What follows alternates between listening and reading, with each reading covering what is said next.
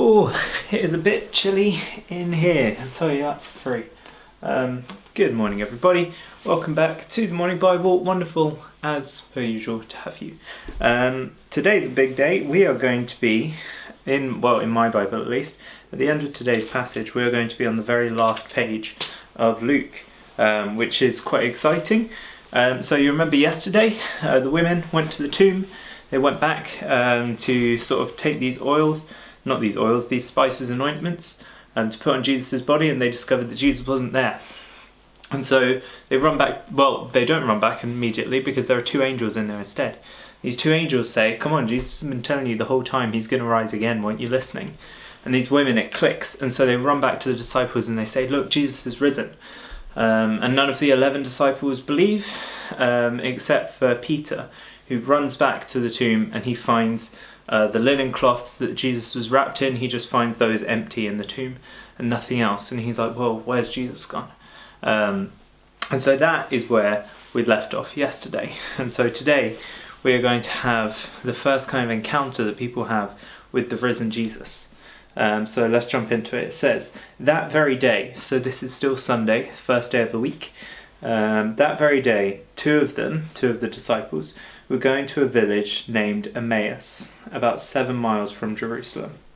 And they were talking with each other about all these things that had happened.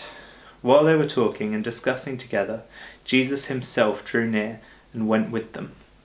But their eyes were kept from recognizing him. So we have two disciples who are walking together. We find out in a second that one of them is called Cleopas. I don't really know how it's pronounced. I'm going to say Cleopas. But we don't know who the other one is. We don't even know the gender of the other one from this sort of translation. All we know is that there are two disciples who are walking to a village named Emmaus. It doesn't say why they're going, but it was about 7 miles from Jerusalem. So it's a fair little walk. You know, it would take a good chunk of time to do that walk. And while they're walking, they're talking about all the things that had happened, because obviously it's a huge point of discussion. Jesus has died. He was buried in this rich man's tomb, and yet his body has kind of disappeared. So these guys are walking along and they're discussing this thing. We don't know why they were going. We don't know whether they were kind of going home or where they were going, but they were doing something. And while they were doing that, Jesus himself appears. And this passage doesn't kind of call him a stranger. It doesn't say there was this mysterious figure came. It says Jesus. It's very specific. This is Jesus. Jesus came and he drew near to them. But yet these guys don't recognize him. So we've seen this a few times throughout the book of Luke. People are kept from understanding something. We saw it with Jesus's predictions of his death. Sometimes it says, but the disciples were kept from seeing. They were kept from understanding.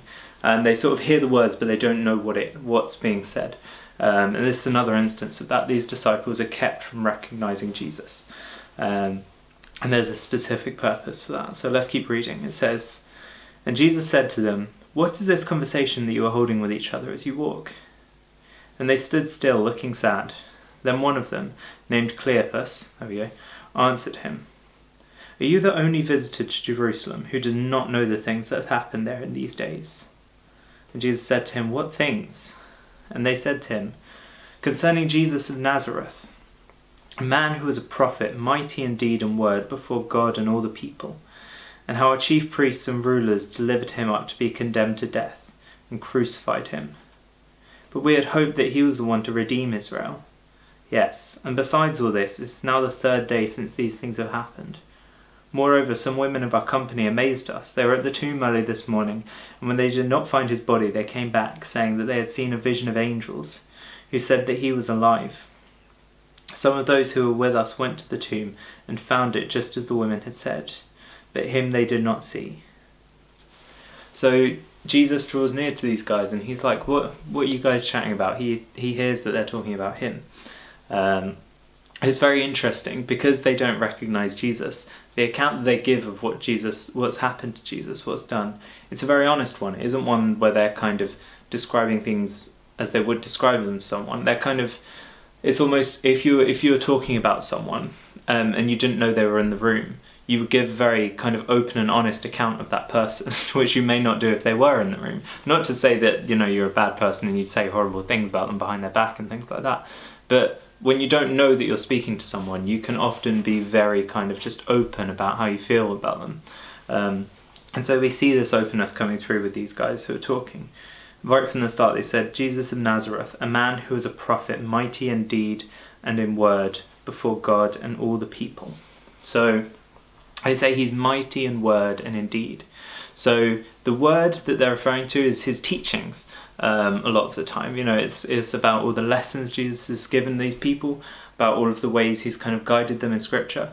But then also word can refer to the fact that Jesus has often spoken out and kind of had demons removed from people or healed people just through these words. So he's mighty in word and then in deed as well. And so Jesus' actions, things like his pacifism when he was arrested, him healing the soldier's ear when they had it cut off during Jesus' arrest, and then going back to all the healings Jesus had done, Jesus turning over the tables in the temple in anger.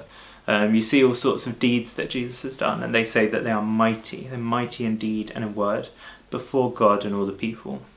So they recognise that Jesus is someone who acted before God and before people.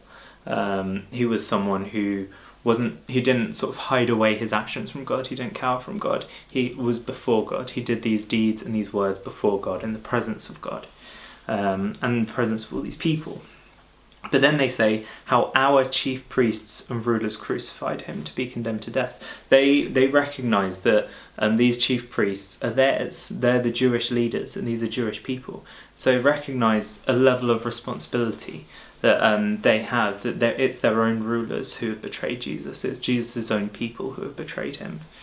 And so we get this very honest account.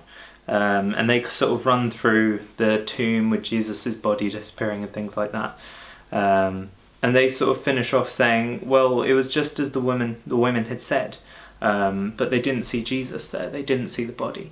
And they've had multiple disciples go and check. By this point, it isn't just Peter. And so here's what Jesus replies to them. He says to them, "O foolish ones, and slow of heart to believe all the things the prophets have spoken. Was it not necessary that the Christ should suffer all these things and enter into his glory? And beginning with Moses and all the prophets, he interpreted to them in all the scriptures the things concerning himself." So Jesus goes on to sort of have this huge moment with these people. He goes on to have this huge moment with these two disciples. Not only does he sort of kind of reveal himself to them, but he also goes on to teach them an incredible amount of scripture. And it's sort of, it's understood that these two disciples, this kind of teachings that Jesus gave them then fed into the early church movement and were sort of taught in these churches and reflected in the books that follow this in the Bible. A lot of the teachings that Jesus gave will sort of have been very fundamental to that early church movement. And so, but it doesn't necessarily specify all of those teachings there. It just says that he, beginning with Moses and all the prophets, he interpreted to them in all the scriptures the things concerning himself. So Jesus sort of retroactively went through this part of the Bible and explained to these guys all of the things that pointed to him. So that's a huge, huge thing to do. It's a good thing they had a 7-mile walk to do it on, but I'm surprised he managed to do it in that short of a time. And he calls them foolish ones and slow of heart to believe all the things the prophets have spoken. So Jesus is saying, look, all of these prophets have said this thing is going to happen, and this thing is now in motion, and yet you still don't quite have the faith to believe.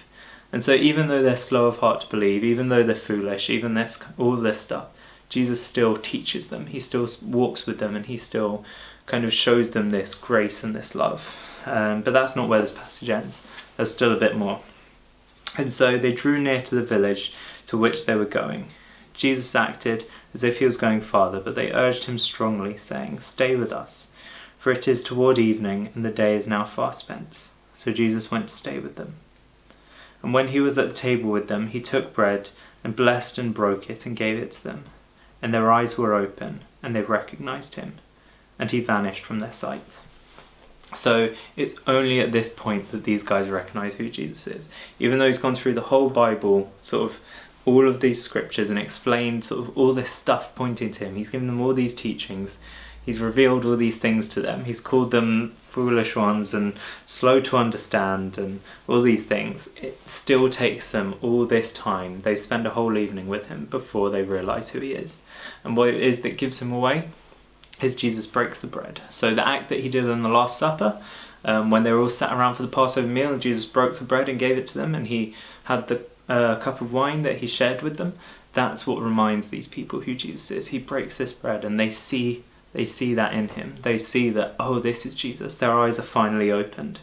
And Jesus vanishes from their sight. I don't know the nature of how he vanished, whether it was like a puff of smoke or, whatever. We don't know. But Jesus vanished from their sight in that moment. As soon as they recognised him, Jesus was gone. And I think that's quite a powerful thing. I think that Jesus wasn't there to kind of walk with them on this huge journey and do all these various things and various wonders throughout the rest of their lives.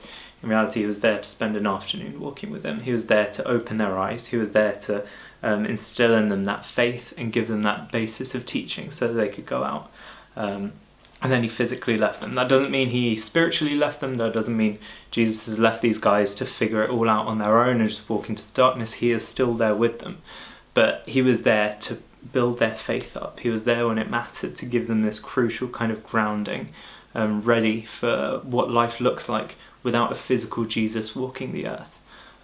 He was sort of preparing them for how the new reality is going to be, where he would be with them in spirit but not in person. And so as soon as they sort of get that, as soon as it clicks with them, that's when Jesus disappears. And so here's what the disciples do from that point. They said to each other, "Did not our hearts burn within us while he talked to us on the road, and while he opened up to us the scriptures?" And they rose that same hour and returned to Jerusalem. And they found the 11 and those who were with them gathered together, saying, "The Lord has risen indeed and has appeared to Simon." Then they told what had happened on the road, and how he was known to them in breaking the bread. So these guys, what do? What do they decide to do? Well, they get up and go back to Jerusalem. Having just walked 7 miles out to Emmaus, it gets to the evening, they've had a long day, they've been working all day. They've been walking all day, not working, walking. And they're tired, and they've just sat down to have their meal. Jesus has broken the bread. They've gone, "Hang on a minute, I know who you are." It's kind of like the Scooby-Doo disguise has been lifted off Jesus, and they suddenly see who he is, and they're like, "Wow, okay." And they're really excited. And so they just get up and go back, even though it's evening, even though they've just walked 7 miles, even though they'd be tired. They're just like, "All right, cool, we're going to do 14 miles today. We're going straight back to Jerusalem to tell everyone what had happened." I think it's that action that I think is a really important point in this passage. It's the way that Jesus inspires action in people. I've talked about a few times, but I'll probably talk about a lot more in future. But there's this idea that there's action and there's faith, right? And a lot of people think that you'll get into heaven by being a good person, by giving to charity, doing all these wonderful deeds, blah, blah, blah. And God does call us to do good deeds, but that isn't where it starts. Where it starts is having a faith, is believing in Jesus. And so we see that here. We see these guys believe in Jesus. They recognize him. They see who he is. And it's from this belief that their action happens. They wouldn't have walked back to the disciples. They wouldn't have walked back 7 miles that very evening if they didn't have this faith. It's an outpouring of faith and excitement and love of God, love of Jesus, that makes them do these good actions. And so that's, I think, how we should center ourselves as Christians. We should always have sort of the Bible and prayer and worship and spending time with God and using the gifts of the Holy Spirit. That should be our basis. We should have our faith rooted here.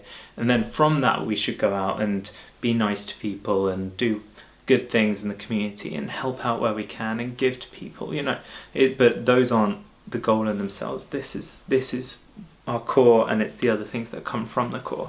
And so that's exactly what we see with these disciples, and that's the model that Jesus has given us as a church to operate under. And so they come back to the disciples and they tell them, they're like, "Look, Jesus is risen. It's true. He's back. It's genuine." And then, they've reinforced the story that these women have told, of the body's disappeared. And they're like, "No, it hasn't just disappeared. We've met Jesus. He is risen again." And then we've got a big passage coming up tomorrow. But for now, we're going to leave it there. I feel like it's a bit of a cliffhanger.